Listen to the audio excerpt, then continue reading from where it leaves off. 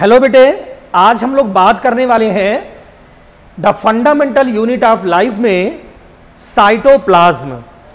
आपको बेटा पता है कि जो साइटोप्लाज्म है एक ये कोलाइडियल सॉल्यूशन है जो प्रेजेंट है प्लाज्मा मेम्ब्रेन और न्यूक्लियस के मिडिल में। इसका मतलब है कि अगर हम साइटोप्लाज्म को देख रहे हैं तो साइटोप्लाज्म जहां पर लगा है उसके पहले एक चीज है जिसको हम कह रहे हैं प्रोटोप्लाज्म। और आपको पता है कि protoplasm is a physical basis of life. Protoplasm को बेटा हम जीवन का भौतिक आधार कहते हैं क्योंकि इसी प्रोटोप्लाज्म ने आगे चलकर सेल, सेल से टिश्यूज, टिश्यूज से ऑर्गन, ऑर्गन सिस्टम और बॉडी को फॉर्म किया है। इसका मतलब अगर हम देखें इसकी फिजिकल प्रॉपर्टी को तो प्रोटोप्लाज्म एक जेली के समान है, एक कोलाइडियल सॉल्यूशन है और इसमें क्या है, इलास्टिसिटी है। इसको हम खींच भी सकते हैं तो वो लंबा हो जा रहा है, छोड़ देते हैं वो पुनः सामान्य स्थिति में आ रहा है। इसका मतलब क्या है, इलास्टिसिटी है इसके अंदर। लेकिन अगर हम ये देख रहे हैं कि इलास्टिसिटी है, ये जेली लाइक है, कोलाइडियल सॉल्यूशन के रूप में है, तो हम ये बेटा कह रहे हैं कि ये एक फिजिकल प्रॉपर्टी है इसकी, प्रोटोप्लाज्म की। लेकिन अगर इसकी हम केमिकल प्रॉपर्टी की बात करें तो हमें बेटा पता है कि इसमें 75 to 85% वाटर है, कुछ अमाउंट में कार्बोहाइड्रेट है, प्रोटीन्स हैं, विटामिन्स हैं, मिनरल्स हैं, डीएनए और आरएनए लगा हुआ है। तो ये सभी कुछ चीजें हमारे सेल को बनाने के लिए कैपेबल हैं। इसलिए हम कहते हैं कि protoplasm is a physical basis of life. लेकिन उसी प्रोटोप्लाज्म के अंदर एक पार्ट है, थिन पार्ट है, जिसको हम बेटा बोल रहे हैं साइटोप्लाज्म।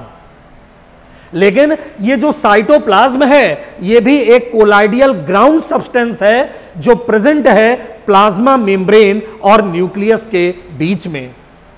तो जरा हम देखें कि ये जो साइटोप्लाज्म एक कोलाइडियल ग्राउंड सॉल्यूशन है जो प्लाज्मा मेम्ब्रेन और न्यूक्लियस के मिडिल में लगा हुआ है। साइटोप्लाज्म के बेटा दो पार्ट हैं। पहला पार्ट हम देख रहे हैं साइटोप्लाज्मिक मैट्रिक्स, या इसी को हाइलोप्लाज्म कहते हैं या इसे साइटोसोल भी कहते हैं। Cytosol is a fluid of cytoplasm. ये साइटोप्लाज्म का फ्लूइड पोर्शन है, फ्लूइड पार्ट है जिसको हम साइटोप्लाज्मिक मैट्रिक्स कह रहे हैं। सेकंड पार्ट आता है साइटोप्लाज्मिक स्ट्रक्चर के रूप में। तो ये जो साइटोप्लाज्मिक स्ट्रक्चर है इसमें भी आपको पता है कि बहुत सारे पार्ट्स होते हैं, कुछ हमारे डेड पार्ट्स होते हैं, कुछ नॉन लिविंग पार्ट्स होते हैं, कुछ हमारे लिविंग पार्ट्स हैं। और इसी लिविंग पार्ट्स में बहुत सारे सेल ऑर्गेनेल्स को रखा गया है।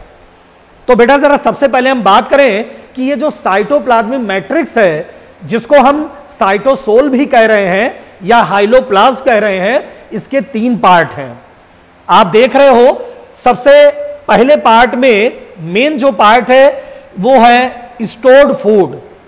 अब आप देख रहे हैं कि स्टोर्ड फूड में क्या है कि स्टोर्ड फूड में एक तो आपको पता है कार्बोहाइड्रेट है, कार्बोहाइड्रेट्स है स्टोर फूड में, प्रोटीन्स हैं और लिपिड्स हैं। ये बेटा क्या है, साइटोप्लाज्मिक मैट्रिक्स का जो ये स्टोर्ड फूड है उसमें कार्बोहाइड्रेट है, प्रोटीन्स है और लिपिड्स है। क्योंकि साइटोप्लाज्मिक मैट्रिक्स क्या है, ये चार पार्ट्स इसमें डिवाइड है।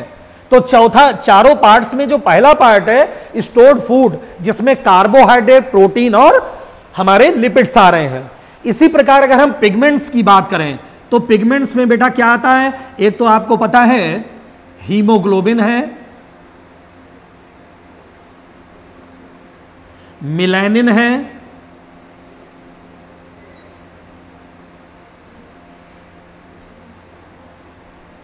लिपोक्रोम है।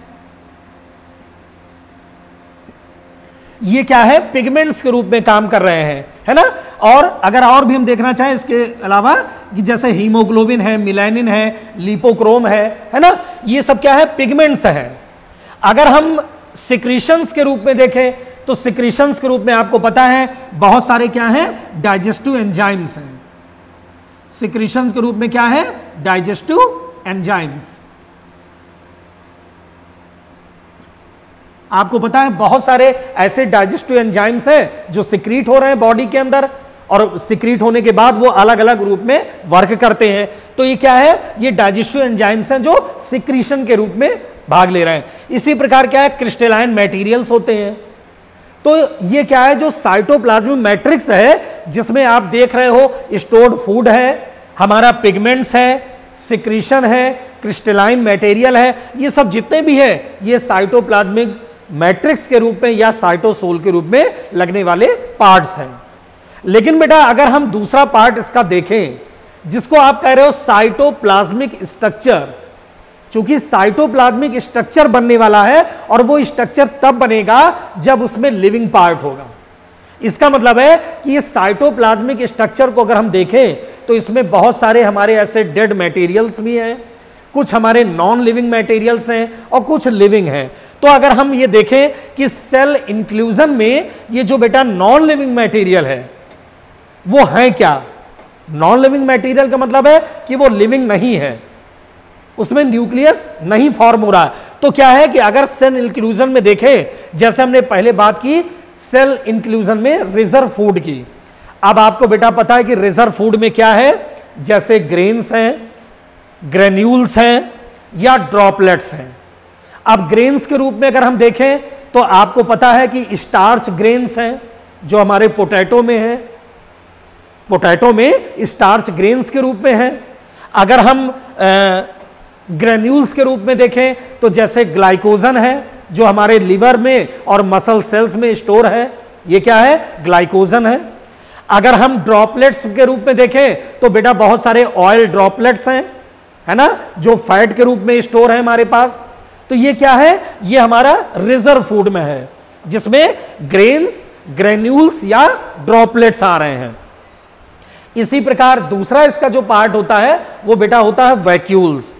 आपको बता दें कि जैसे वैक्यूल्स को अगर हम देखें, वैक्यूल्स तो बेटा अगर हम देखेंगे तो वैक्यूल्स हमारे यूकैरियोटिक सेल में है, लेकिन प्लांट सेल में ये जो वैक्यूल होते हैं ये साइज में बहुत बड़े होते हैं, संख्या में तो कम है, साइज में बहुत बड़े हैं।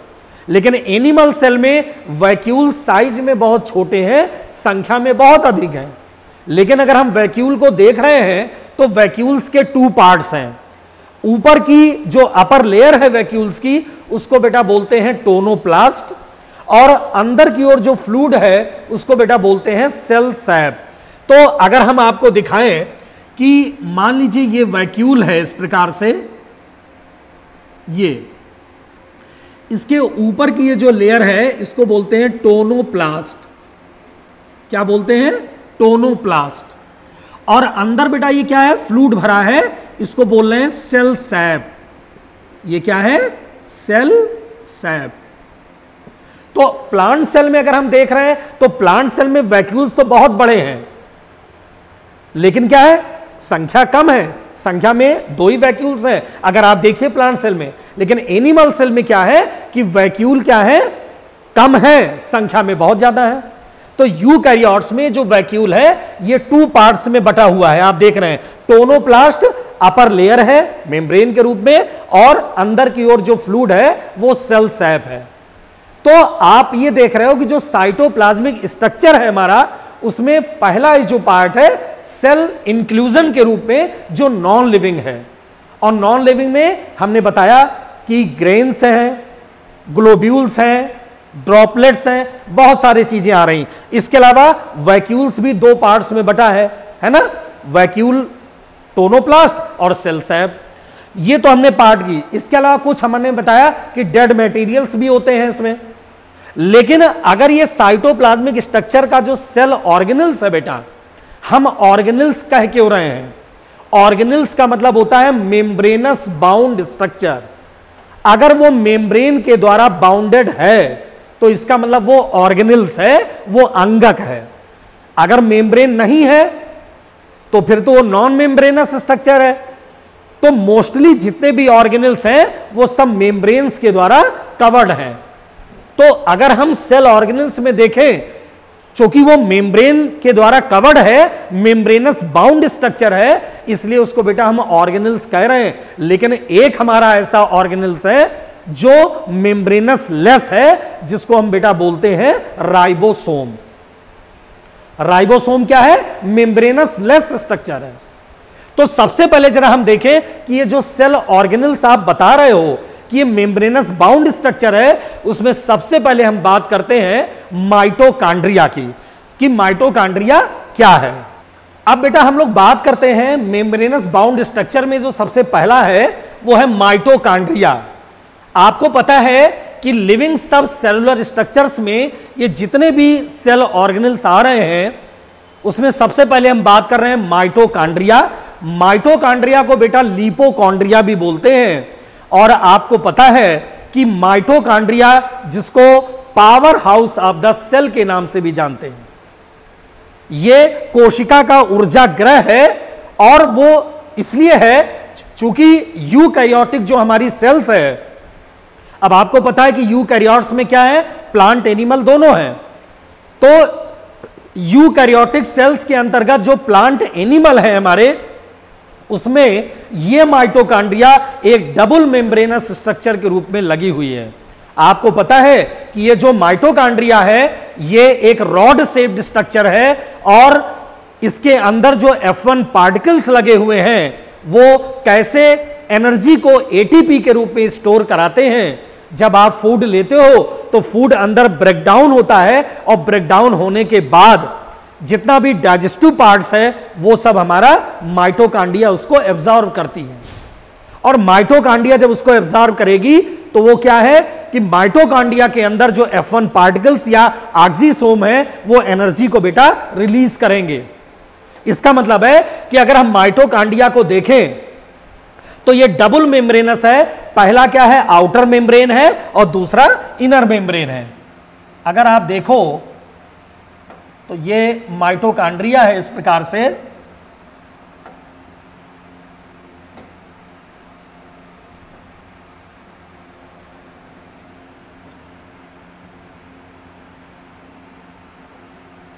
ये अगर आप देखिए, ये तो इसका आउटर मेम्ब्रेन है,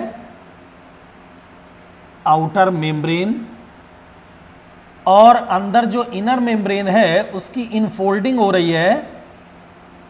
ये इनर मेम्ब्रेन की इनफोल्डिंग होती है और इनर मेम्ब्रेन की इनफोल्डिंग से एक फिंगर लाइक प्रोसेस निकलते हैं जिसको बेटा बोलते हैं क्रिस्टी। इसी क्रिस्टी के ऊपर बहुत सारे F1 पार्टिकल्स लगे होते हैं। आप देख रहे हो ये सब क्या है, ये क्रिस्टी है और इसमें क्या लगे हैं, ये F1 पार्टिकल्स हैं या इसी को ऑक्सीसोम्स भी बोलते हैं। अंदर की ओर क्या है, ये मैट्रिक्स है और यहां डीएनए पड़ा हुआ है और ये सब राइबोसोम है, राइबोसोम, और ये क्या है, डीएनए। अगर बेटा हम देखें तो हम ये देख रहे हैं कि इसका आउटर मेम्ब्रेन और इनर मेम्ब्रेन दो के द्वारा ये कवर्ड है। और अगर आप इनर मेम्ब्रेन देखोगे तो इनर मेम्ब्रेन की इनफोल्डिंग से एक फिंगर लाइक प्रोसेस निकला है जिसको बोलते हैं क्रिस्टी। और इसी क्रिस्टी के ऊपर बहुत सारे F1 पार्टिकल या ऑक्सीसोम्स लगे होते हैं। यही एटीपी के रूप में एनर्जी को रिलीज कराते हैं, स्टोर कराते हैं। और चूंकि ये जो माइटोकॉन्ड्रिया है ये बेटा power house of the cell तो है ही, इसके अलावा इसे सेमी ऑटोनॉमस ऑर्गन बोलते हैं या सेल विद इन सेल कहते हैं। चूंकि ये आपको मालूम होना चाहिए कि ये माइटोकॉन्ड्रिया को सेल विद इन सेल या हम सेमी ऑटोनॉमस ऑर्गन क्यों कह रहे हैं। हम इसलिए कह रहे हैं कि जैसे सेल के अंदर आपने देखा है डीएनए और राइबोसोम वगैरह लगे होते हैं, उसी प्रकार इस माइटोकॉन्ड्रिया के अंदर भी डीएनए पाया जाता है और राइबोसोम भी लगे होते हैं। इसलिए इसको हम क्या बोलते हैं, सेल विद इन सेल या सेमी ऑटोनॉमस ऑर्गन। तो माइटोकॉन्ड्रिया के अंदर भी डीएनए पाया जा रहा है और सेल के अंदर भी डीएनए होता है। तो माइटोकॉन्ड्रिया को अगर हम देखें तो ये कैसा है, डबल मेम्ब्रेनस है, आउटर मेम्ब्रेन और इनर मेम्ब्रेन। लेकिन ये जो इनर मेम्ब्रेन की इनफोल्डिंग आप जो देख रहे हो, इसी इनफोल्डिंग से एक ये क्रिस्टी निकली होती है, ये आप देख रहे हैं क्रिस्टी है, और ऐसे ये क्रिस्टी निकलती है फिंगर लाइक प्रोसेस के रूप में। ये इस क्रिस्टी के ऊपर बहुत सारे ऐसे F1 पार्टिकल या ऑक्सीसोम्स लगे होते हैं,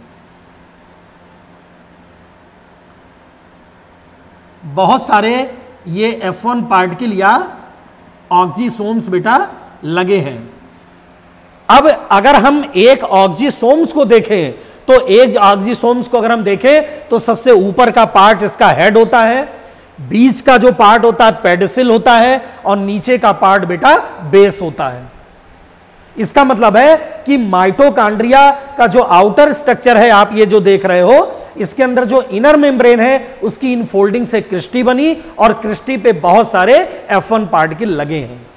तो चूंकि एनर्जी को ये दे रहे हैं, हमें ऊर्जा प्रदान कर रहे हैं, तो इसलिए हम इसको power house of the cell कहते हैं। तो ये क्या है, ये हमारा सेल ऑर्गेनेल्स का पहला एक ये स्ट्रक्चर है माइटोकॉन्ड्रिया। अब बेटा बात करते हैं दूसरा हमारा ये स्ट्रक्चर है जिसको हम नाम देते हैं प्लास्टिड्स। आपको पता है कि प्लास्टिड्स केवल प्लांट सेल में होते हैं, एनिमल सेल में प्लास्टिड्स नहीं होते। और आपको पता है कि प्लास्टिड्स को हम वैसे लवक कहते हैं, लेकिन प्लास्टिड्स जो हमारे होते हैं, एक होता है हमारा ल्यूकोप्लास्ट और एक होता है हमारा क्रोमोप्लास्ट।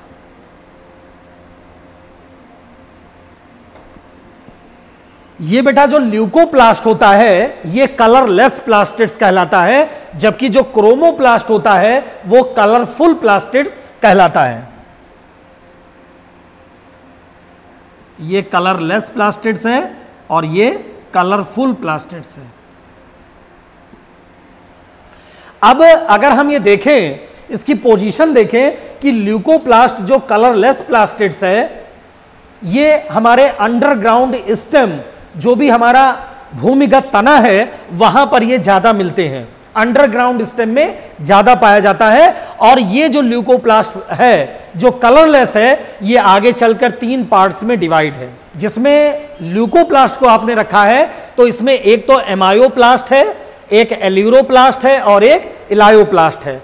ये जो एमायोप्लास्ट है बेटा वो पोटैटो ट्यूबर्स में स्टार्च के रूप में क्या होगा, स्टोर होता है। इसके बाद अगर हम एल्यूरोप्लास्ट के रूप में देखें तो ये क्या है, मेज ग्रेन्स में, ये मेज ग्रेन्स के रूप में ये स्टोर होता है बेटा एल्यूरोप्लास्ट। और अगर हम एलायोप्लास्ट की बात करें तो सीड कैस्टर में या मस्टर्ड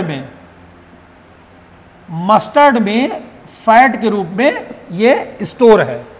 तो ल्यूकोप्लास्ट क्या है, एमायोप्लास्ट के रूप में, एल्यूरोप्लास्ट के रूप में और एलायोप्लास्ट के रूप में है, जिसमें पोटैटो ट्यूबर्स, मेज ग्रेन्स और मस्टर्ड फैट, ये 3 रूप में ये पाया जाता है। और ये कैसे हैं, कलरलेस प्लास्टिड्स हैं।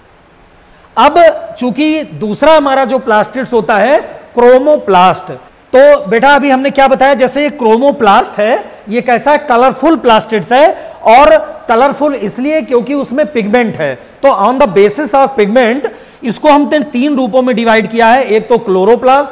अब क्लोरोप्लास्ट में अगर आप देखें जितने भी ग्रीनी लीव्स हैं खास तौर से उसमें क्लोरोप्लास्ट पाया जा रहा है। और इसमें जो पिगमेंट है मुख्य रूप से एक तो क्लोरोफिल है और दूसरा कैरोटीनॉइड्स है। दूसरा होता है फियोप्लास्ट। फियोप्लास्ट क्या है, ब्राउन एल्गी में पाया जाता है। ये किस में पाया जाता है, ब्राउन एल्गी में। और ब्राउन एल्गी में जो पाया जाता है तो इसका जो मेन पिगमेंट है वो फ्यूकोजेंथेनिन है। कौन सा है, फ्यूकोजेंथेनिन।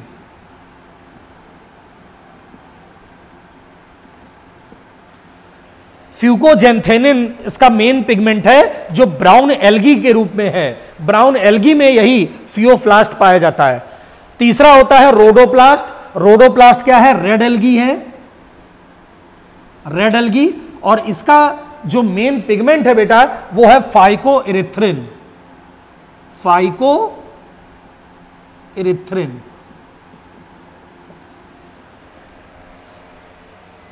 तो ये तीन पार्ट्स हमने बताया। क्लोरोप्लास्ट जिसमें मेन पिगमेंट है क्लोरोफिल और कैरोटीनॉइड्स, फियोप्लास्ट जो ब्राउन एल्गी में पाया जा रहा है, एक तो फ्यूकोजेंथेनिन है और दूसरा जेंथोफिल भी है।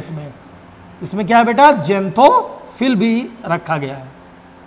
तो फ्यूकोजेंथेनिन और जेंथोफिल। और रोडोप्लास्ट जिसमें रेड एल्गी आ रही है और इसका जो मेन पिगमेंट है वो क्या है? फाइकोइरिथ्रिन। तो ये तो हमने बात की प्लास्टिड्स में, एक तो ल्यूकोप्लास्ट की और एक क्रोमोप्लास्ट की। तो याद रखिए जो ल्यूकोप्लास्ट है वो कलरफुल, कलरलेस प्लास्टिड्स है। ल्यूकोप्लास्ट कैसा है? कलरलेस प्लास्टिड्स है। और जिसमें एमायोप्लास्ट, एल्यूरोप्लास्ट और इलायोप्लास्ट आते हैं। तो एमायोप्लास्ट क्या है? पोटैटो ट्यूबर्स में स्टार्च के फॉर्म में ये स्टोर होता है। एल्यूरोप्लास्ट मेज ग्रेन्स के रूप में जितना प्रोटीनियस पार्ट है वो स्टोर होता है। और इलायोप्लास्ट जिसमें मस्टर्ड या कैस्टर सीड होते हैं उसमें फैट के रूप में ये स्टोर होता है। तो ये हमने बताया ल्यूकोप्लास्ट की बात। दूसरा होता है क्रोमोप्लास्ट जो कलरफुल है, और आप देख रहे हैं कि पिगमेंट के आधार पे ये तीन प्रकार के हमने बताया, क्लोरोप्लास्ट, फियोप्लास्ट और रोडोप्लास्ट। तो क्लोरोप्लास्ट में मेन पिगमेंट क्या है? इसका मेन पिगमेंट है क्लोरोफिल और कैरोटीनॉइड्स। और फियोप्लास्ट जो कि ब्राउन एल्गी में है तो इसका जो मेन पिगमेंट है वो फ्यूकोजेंथेनिन और जेंथोफिल है। और जो बेटा रोडोप्लास्ट है उसमें मुख्य रूप से रेड एल्गी में है ये, और इसमें जो मेन पिगमेंट है वो फाइकोइरिथ्रिन है। तो अगर हम ये देखें कि ये जो क्लोरोप्लास्ट है, आपको पता है कि क्लोरोप्लास्ट क्यों है? प्लांट्स में होता है, और ये इसलिए है क्योंकि जितने भी प्लांट्स की लीव्स हैं वो अपने फूड को प्रिपेयर करती हैं इसी के द्वारा। अगर ये क्लोरोप्लास्ट नहीं होगा तो इसमें पिगमेंट नहीं होगा, और बिना पिगमेंट के जितने भी प्लांट्स की लीव्स हैं वो अपने फूड को प्रिपेयर नहीं कर पाएंगी। तो इसका जो मेन फंक्शन होता है वो फोटो एनर्जी को लेना, क्लोरोफिल के द्वारा प्रकाश को अवशोषित करके अपने फूड को प्रिपेयर करना। तो ये क्या है? फोटोसिंथेसिस की जो प्रोसेस है वो इसी में हो रही है। क्योंकि बेटा क्लोरोप्लास्ट के दो पार्ट्स होते हैं, एक ग्रेना और एक स्ट्रोमा। ग्रेना में लाइट रिएक्शन होती है, स्ट्रोमा में डार्क रिएक्शन होती है। तो लाइट रिएक्शन में भी हमारा एटीपी का फॉर्मेशन होता है और डार्क रिएक्शन में भी एटीपी और एनएडीपीएच बनते हैं। तो ये क्या है? क्लोरोप्लास्ट मैंने बताया कि इस प्रकार से, और ये भी डबल मेम्ब्रेनस स्ट्रक्चर है, इसको ध्यान रखें बेटा। अब हम लोग बेटा बात करते हैं अगले ऑर्गेनेल्स की जिसका नाम है एंडोप्लाज्मिक रेटिकुलम। और एंडोप्लाज्मिक रेटिकुलम को डिस्कवर्ड किया था पोर्टर और उनके सहयोगियों ने। पोर्टर और उनके सहयोगियों ने 1945 में इसको डिस्कवर्ड किया, एंडोप्लाज्मिक रेटिकुलम को। तो बेटा अगर हम बताएं आपको कि एंडोप्लाज्मिक रेटिकुलम है क्या, जैसे आपने देखा है ये न्यूक्लियस है, सेल के अंदर पड़ा हुआ है,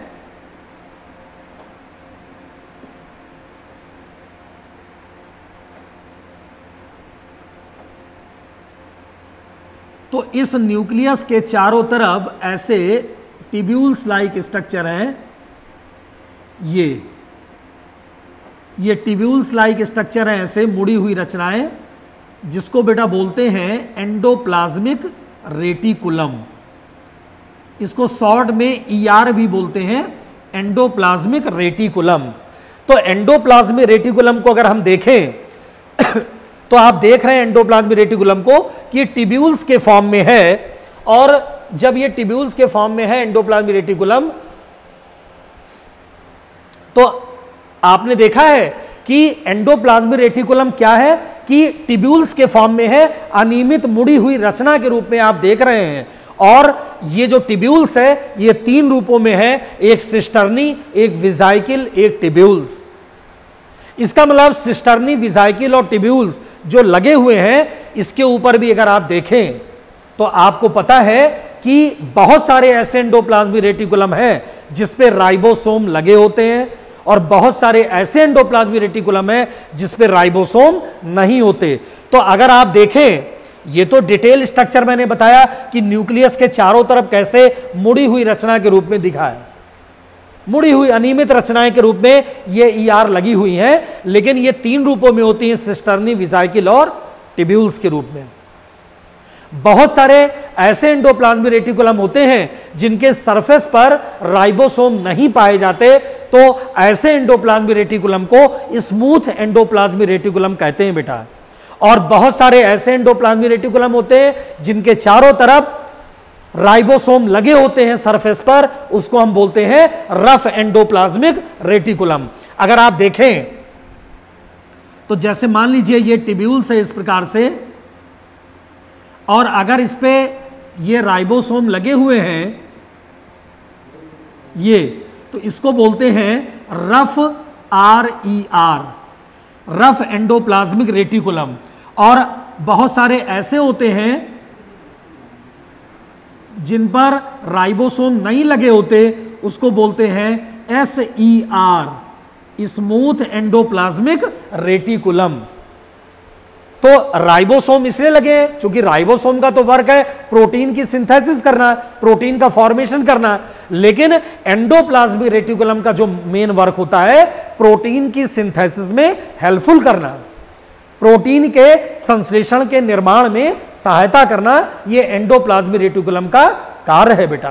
तो एंडोप्लाज्मिक रेटिकुलम इस प्रकार से लगे हैं और सिस्टर्नी, विजाइकल, टिब्यूल्स के रूप में है। और on the basis of ribosome, ribosome के आधार पे ये 2 प्रकार के हैं, स्मूथ एंडोप्लाज्मिक रेटिकुलम और रफ एंडोप्लाज्मिक रेटिकुलम। तो जिस एंडोप्लाज्मिक रेटिकुलम के सरफेस पर अगर राइबोसोम नहीं है तो उसको स्मूथ एंडोप्लाज्मिक रेटिकुलम कहते हैं, जिसके सरफेस पर राइबोसोम लगे हुए हैं उसको रफ एंडोप्लाज्मिक रेटिकुलम कहते हैं। तो बेटा अगला जो हमारा ऑर्गेनल्स है वो है राइबोसोम। हमने बताया था कि जो राइबोसोम है वो मेम्ब्रेनस लेस स्ट्रक्चर है, इसका मतलब है राइबोसोम पर किसी प्रकार की कोई मेम्ब्रेन नहीं है।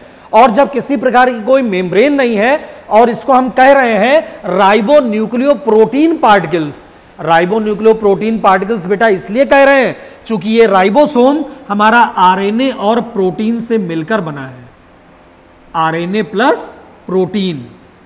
तो आरएनए प्लस प्रोटीन से मिलकर ये बना हुआ है, इसलिए हम इसको क्या बोलते हैं, राइबो न्यूक्लियो प्रोटीन।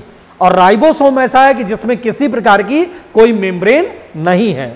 राइबोसोम का बेटा जो मेन वर्क होता है वो प्रोटीन का निर्माण करना है, फॉर्मेशन ऑफ प्रोटीन, इसीलिए राइबोसोम को हम प्रोटीन की फैक्ट्री भी बोलते हैं।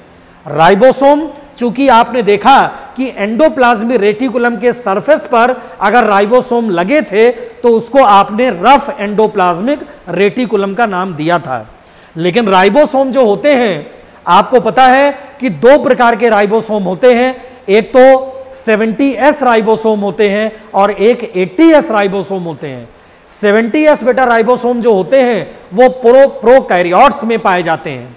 प्रोकैरियोट्स का मतलब क्या है, जिसमें bacteria, blue green algae, PPLO ये प्रकार की जो हमारी एनिमल्स हैं वो क्या है, हमारे प्रोकैरियोट्स हैं। तो प्रोकैरियोट्स में 70S राइबोसोम है, जबकि यूकैरियोट्स जिसमें प्लांट और एनिमल आ रहे हैं इसमें 80S प्रकार के राइबोसोम है। तो जो प्रोकैरियोट्स में 70S राइबोसोम है उसका निर्माण 2 सब यूनिट से होता है, एक बड़ी सब यूनिट जिसको 50S कहते हैं और एक दूसरी सब यूनिट जिसको 30S कहते हैं।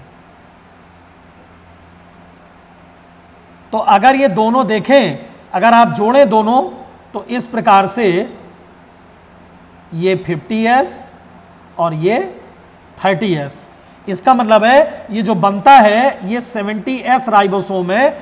ये जो 10 का आप डिफरेंस देख रहे हैं इसको सेडिमेंटेशन कॉफिशिएंट बोलते हैं, अवसादन गुणांक बोलते हैं। तो प्रोकैरियोट्स में जो राइबोसोम है वो 70S है, जिसमें एक बड़ी यूनिट है वो 50S है, छोटी यूनिट है वो 30S है। आप देख सकते हैं डायग्राम में, ये बड़ी यूनिट है, ये छोटी यूनिट है। तो बड़ी यूनिट क्या है, 50S है, छोटी यूनिट है 30s। अब इसको आप ऐड करेंगे तो 80s आता है, लेकिन बनता है 70s राइबोसोम, क्योंकि इसका जो कॉफिशिएंट है, सेडिमेंटेशन कॉफिशिएंट है, जिसमें आरएनए और प्रोटीन के पार्टिकल हैं, उसको आप काउंट करिए तो इसमें 23s एंड 5s आरएनए और 34 प्रोटीन्स लगी है, जबकि 30s सब यूनिट में 16s आरएनए और 21 प्रोटीन्स लगी हैं। इसी प्रकार ये जो बेटा 80s राइबोसोम होता है, जो हमारे प्लांट और एनिमल्स में पाया जा रहा है, ये भी 2 सब यूनिट से मिलकर बना है। इसकी जो लार्जेस्ट बिगेस्ट यूनिट है वो 60s है और जो स्मॉलेस्ट है वो 40s है। तो दोनों को अगर ऐड करेंगे तो 100s आता है, लेकिन बनता है 80s राइबोसोम।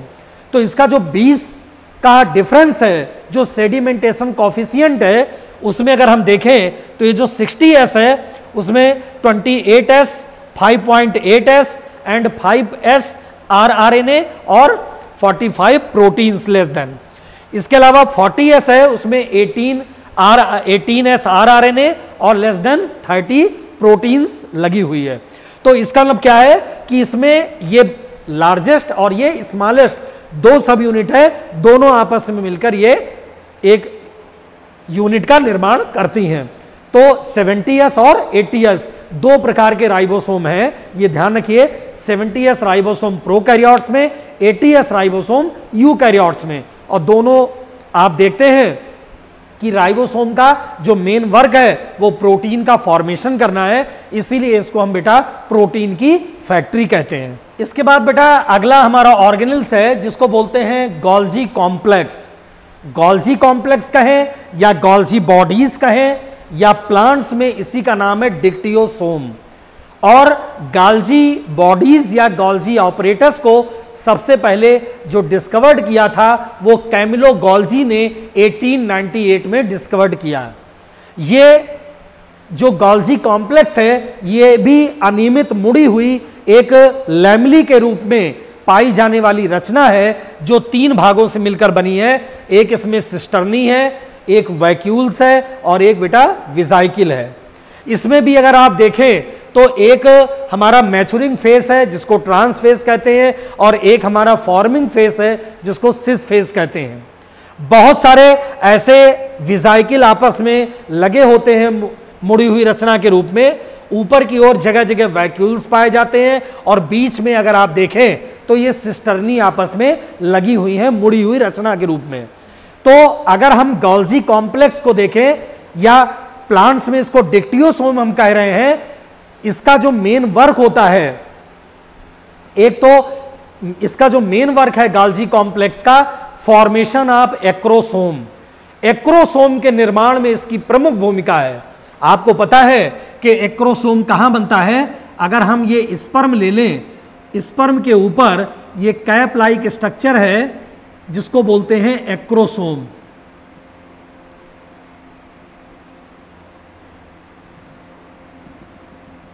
ये स्पर्म है, तो स्पर्म के ऊपर ये जो कैप लाइक स्ट्रक्चर है इसको बेटा बोलते हैं एक्रोसोम।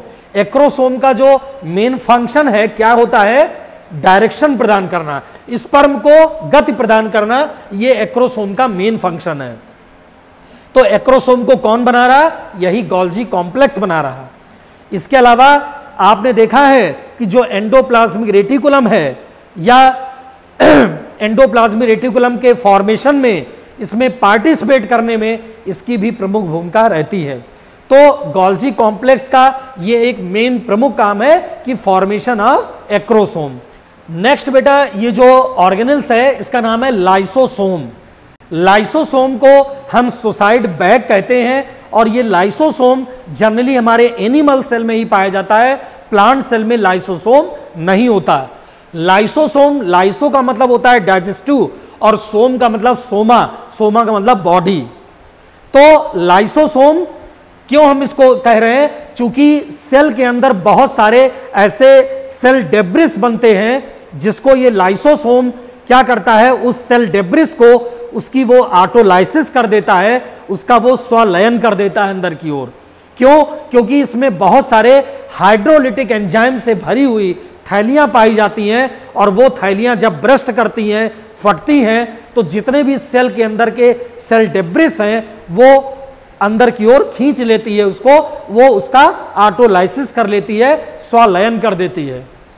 तो इसीलिए इसको हम सुसाइड बैग भी कहते हैं, आत्महत्या की थैली के नाम से भी इसको हम जानते हैं। तो ये क्या है? लाइसोसोम है। ये केवल हमारे एनिमल सेल में पाया जाता है, प्लांट सेल में लाइसोसोम नहीं होते। आप देख रहे हो इसमें स्ट्रक्चर में कि ये जगह जगह ये जो एंडोसाइटोसिस की क्रिया हो रही है, इसका मतलब है बहुत सारा जो हमारा फूड पार्टिकल है, सॉलिड फूड अंदर की ओर आ रहा है, और आने के बाद जो फूड वैक्यूल बना, वो फूड वैक्यूल आगे चलकर आप देख रहे हैं कि इसमें लाइसोसोम बनते हैं, और जो डाइजेस्टिव वैक्यूल्स हैं, यही डाइजेस्टिव वैक्यूल ब्रस्ट कर जाती है, और अंदर जितने भी एक्सोसाइटोसिस और इलिमिनेशन के द्वारा जो सेल डेब्रिस होते हैं वो इलिमिनेट कर जाते हैं। तो इसीलिए क्यों? क्योंकि इसमें बहुत सारे आप देख रहे हैं हाइड्रोलिटिक एंजाइम से भरी हुई थैलियां पाई जाती हैं, और वो थैलियां आपस में ब्रस्ट करती हैं, तो जितने भी सेल डेब्रिस हैं वो सब निकलकर बाहर हो जाते हैं, वो उसका ऑटोलाइसिस कर देती हैं। तो इसीलिए बेटा इसको क्या बोलते हैं? सुसाइड बैग बोलते हैं। और याद रखिए, ये केवल एनिमल सेल में लाइसोसोम प्रेजेंट है, प्लांट सेल में ये नहीं होता है। नेक्स्ट होता है बेटा पैराक्सीसोम। आपको पता है कि पैराक्सीसोम, इसका जो मेन वर्क होता है फोटो रिस्पायरेशन का होता है, found in photosynthetic cells of plants and liver and kidney cells of the vertebrates. ये हमारे प्लांट, ये जो फोटोसिंथेटिक सेल्स के रूप में है, ये प्लांट्स और प्लांट्स में प्रमुख रूप से है। इसके अलावा लिवर और जो किडनी की सेल्स है वर्टिब्रेट्स में, उसमें ये पाया जा रहा। और इसके अलावा अगर हम देखें तो इसका जो मेन वर्क है वो removal of the toxic substance. बहुत सारे ऐसे टॉक्सिक सब्सटेंस हैं जिसको रिमूव करने का काम इसका होता है। इसके अलावा फोटो रिस्पायरेशन में भी इसका मेन वर्क है, हेल्प इन फोटो रिस्पायरेशन। तो अगर हम ये पैराक्सीसोम को देखें तो पैराक्सीसोम में ऊपर की ओर आप देख रहे हैं प्लाज्मा मेम्ब्रेन लगा हुआ है। क्या है? Plasma membrane. और बेटा आपको पता है कि जो प्लाज्मा मेम्ब्रेन लगा है वो प्लाज्मा मेम्ब्रेन कैसा है? लिपोप्रोटीनियस है, लिपिड और प्रोटीन का बना हुआ प्लाज्मा मेम्ब्रेन है। प्लाज्मा मेम्ब्रेन की जहां भी हम बात करेंगे वो लिपिड और प्रोटीन का ही बना होता है। इसका मतलब है कि दो प्रोटीन के बीच में लिपिड की एक बाइलेयर होती है, उसको हम बोलते हैं लिपोप्रोटीन। तो इधर देख रहे हैं आप लिपिड की बाइलेयर लगी हुई है, इधर प्लाज्मा मेम्ब्रेन हमारा पूरा लगा हुआ है। और ये क्या है? यूरेट ऑक्सीडेज क्रिस्टलाइन कोर है बीच में। ये पूरा पार्ट हमारा पैराक्सीसोम्स के रूप में बना हुआ है। तो फोटो रिस्पायरेशन में इसकी मेन भूमिका है। इसके अलावा जितने भी टॉक्सिक सब्सटेंस हैं उसको रिमूव करने का भी काम है। प्लांट सेल में ये प्रमुख रूप से पाई जा रही है। इसके अलावा हमारे लिवर और किडनी सेल्स में, जो वर्टिब्रेट्स की लिवर सेल्स और किडनी सेल्स है, वहां भी ये पाई जाती है पैराक्सीसोम्स। इसके बाद बेटा हम लोग बात करते हैं, ये नेक्स्ट है हमारा सेंट्रियोल्स। आपको पता है कि सेंट्रियोल्स जो होता है वो एनिमल सेल्स में ही है, प्लांट सेल्स में सेंट्रियोल नहीं होता। और जो सेंट्रियोल्स का मेन वर्क है वो सेल डिवीजन से संबंधित है। जो हमारे एस्टर्स बनते हैं क्रोमोसोम के द्वारा, उस एस्टर्स को डिवाइड कराने का काम ये हमारा सेंट्रियोल्स का होता है। तो अगर हम देखें, found in all animal cells except mammalian RBC but in absent in prokaryotes. एक तो प्रोकैरियोट्स में नहीं होता, इसके अलावा मेमेलियन जो हमारी आरबीसी है वहां भी एक्सेप्शनल है, नहीं होता। और जितने भी एनिमल सेल हैं वहां पर हमारा सेंट्रियोल्स प्रेजेंट होता है। तो सेंट्रियोल्स को अगर देखें तो क्या इसका मेन वर्क क्या है? सेल डिवीजन करना, सेल को डिवाइड करने का काम इसका है सेंट्रियोल्स का। तो अगर आप ये देखें कि फिगर में आप देख रहे हो जगह जगह इस प्रकार के हमारे एस्टर्स बन रहे हैं स्पाइंडल्स के रूप में। और ये क्या है? ये इस प्रकार से आपस में ऐसे ऐसे ये लगे होते हैं, ये इस प्रकार से ऐसे ऐसे लगे होते हैं। इसको हम बोलते हैं माइक्रोट्यूब्यूल्स। इसको क्या बोलते हैं? माइक्रोट्यूब्यूल्स। तो इसको अगर देखें तो ये रॉड शेप्ड की दिखाई पड़ती है, लेकिन ये जगह जगह हमारे माइक्रोट्यूब्यूल्स लगे हुए हैं। और ये माइक्रोट्यूब्यूल्स कर क्या रहे हैं कि जितनी भी हमारी एस्टर्स होती हैं, उस एस्टर्स को डिवाइड करने का, उस एस्टर्स को डिवीजन करने का जो मेन वर्क है वो इसी का है। तो इसीलिए हम लोग कहते हैं कि जो सेंट्रियोल्स पाए जा रहे हैं, centrioles form asters during the cell division. Animal cell में ही है, प्लांट सेल में सेंट्रियोल नहीं है। प्लांट सेल में बहुत सारे टिश्यूज ऐसे होते हैं जो सेल डिवीजन का काम करते हैं, जबकि एनिमल सेल में हमारा सेंट्रियोल लगा हुआ है जो सेल को डिवाइड कराता है।